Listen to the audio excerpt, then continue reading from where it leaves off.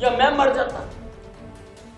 उन्होंने प्लान तो यही किया था कि अनिल विज एकदम कूद कर आगे आएगा। हरियाणा में इस बार जहां बीजेपी ने लगातार जीत की हैट्रिक लगाई, तो वहीं नतीजों के करीब 26 दिन बाद हरियाणा सरकार में कैबिनेट मंत्री और अंबाला कैंट सीट से विधायक चुने गए अनिल विज ने अब गंभीर आरोप लगाए हैं। और ये आरोप किसी और पर नहीं बल्कि प्रशासन पर लगाए हैं। अनिल विज ने गंभीर आरोप लगाते हुए कहा कि प्रशासन ने उन्हें न सिर्फ चुनाव हरवाने की कोशिश की बल्कि उनकी जान लेने की भी कोशिश की गई। कोई किसान यूनियन का मर जाता, कोई गांव वाला मर जाता या मैं मर जाता।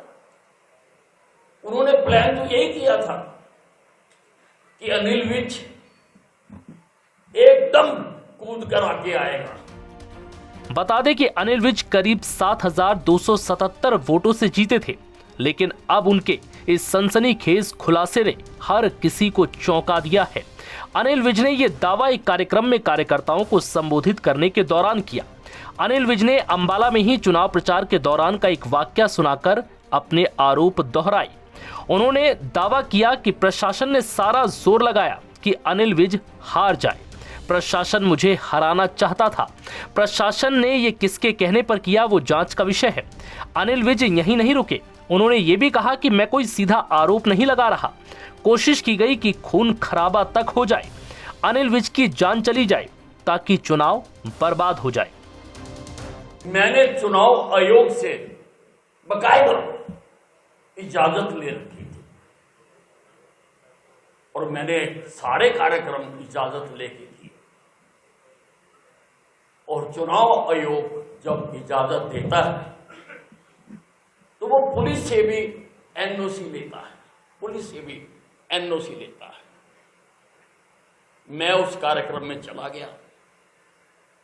गांव के काफी लोग, वो बड़ा हाल है, हाल के अंदर उपस्थित थे।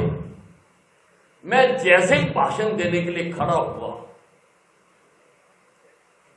तो बहुत सारे लोग बड़े बड़े डंडे लेकर, किसान यूनियन के झंडे लगाकर उस हाल के अंदर घुस गए।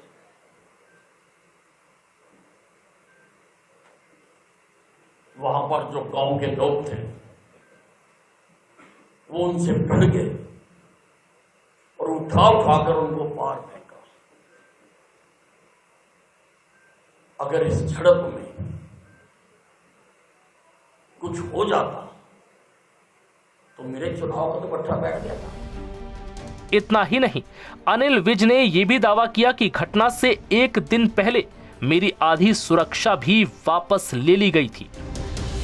मेरी जेड सिक्योरिटी है।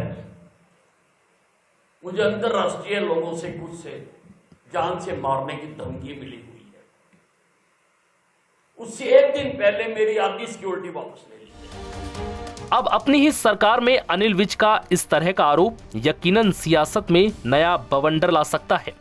बड़ी बात यह भी है कि अनिल विज कई बार खुद को सीएम पद का दावेदार भी बता चुके हैं, लेकिन बावजूद इसके एक बार फिर नायब सिंह सैनी पर ही भरोसा जताया गया। हालांकि हाईकमान के आदेश पर अनिल विज ने हरियाणा के सीएम के तौर पर विधायक दल की बैठक में नायब सिंह सैनी का नाम खुद प्रस्तावित किया था। इस दौरान अमित शाह भी मौजूद थे। हरियाणा चुनाव में बीजेपी के कद्दावर नेता और कई बार मंत्री रह चुके 71 साल के अनिल विज की प्रतिष्ठा दांव पर लगी थी।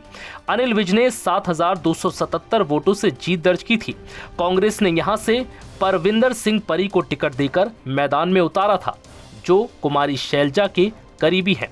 हालांकि नतीजों के अब 26 दिन बाद अनिल विज के इस तरह के आरोप यकीनन अपनी ही सरकार को सवालों में ला रहे हैं, जिसके बाद एक नई चुनावी सियासत शुरू हो सकती है। एनबीटी ऑनलाइन की रिपोर्ट।